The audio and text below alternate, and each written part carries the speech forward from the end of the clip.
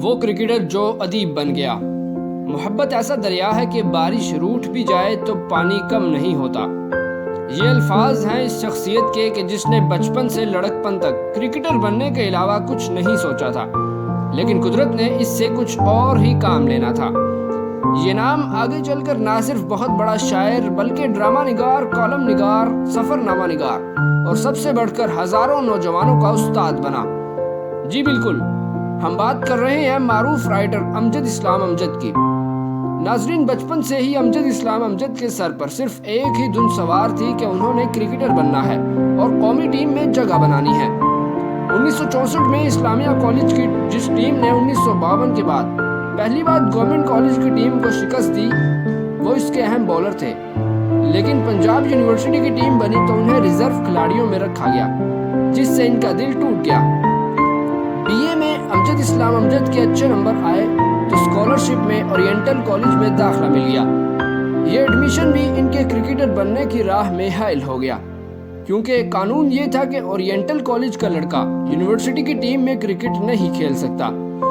اسلامیہ college کے دور میں ہونے والی ناانصافیوں سے ان کا دل پہلے ہی ٹوٹ چکا تھا، رہی صحیح کسر اس قانون نے پوری کر دی، جس کے بعد انہوں نے کرکٹ کو خیر آباد کہا اور اپنی دوسری محبت ادب سے ناتا جوڑ لیا۔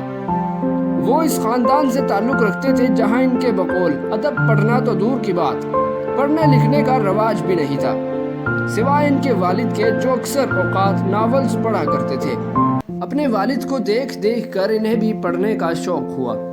ان کے اساتذہ نے ان کا بھرپور ساتھ دیا اور نہم جماعت میں اسکول کے رسالے کے ایڈیٹر بن گئے۔ انہوں نے 1961 میں میٹرک، اسلامیہ کالج ریلوے روڈ سے انٹر، اسلامیہ کالج سول لائن سے گریجویشن اور 1966 میں اورینٹل کالج سے امتیازی پوزیشن کے ساتھ ایم اے اردو کیا اور اگلے ہی برس ایم اے کالج میں 300 روپے تنخواہ پر بطور لیکچرار بھرتی ہو گئے۔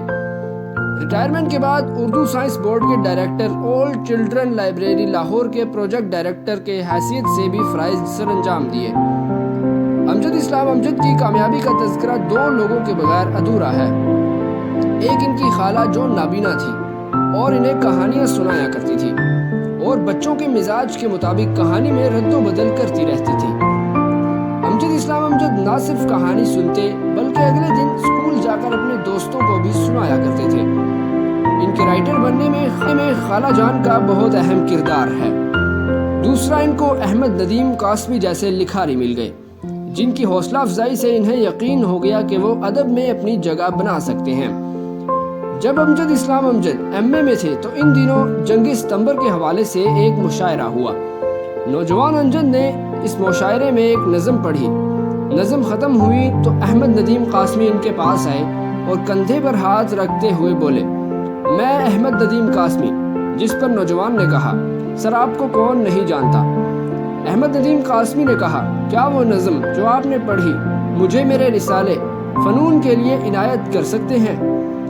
امجد اسلام امجد کہتے ہیں، یہ لفظ عنایت میری اوقات سے بہت بڑا تھا، اس نے مجھے یہ اعتماد بخشا کہ میں جو کام کر رہا ہوں اس کی اگر اتنا بڑا آدمی تعریف کر رہا ہے تو اسے جاری رکھنا چاہیے۔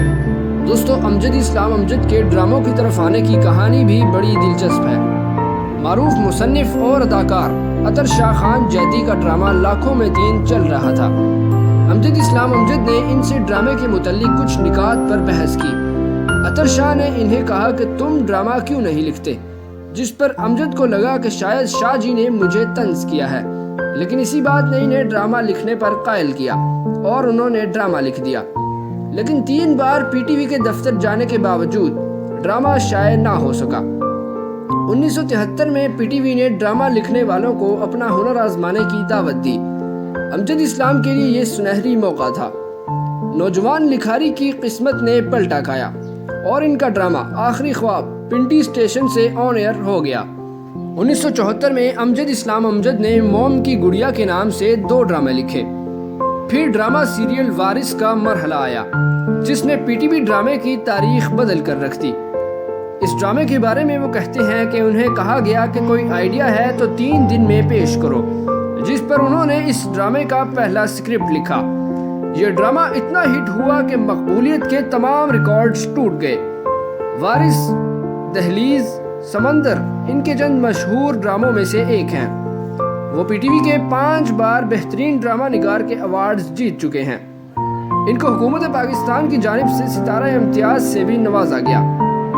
وہ کرکٹر بننا چاہتے تھے لیکن انہوں نے ادب کے میدان میں نام کمایا۔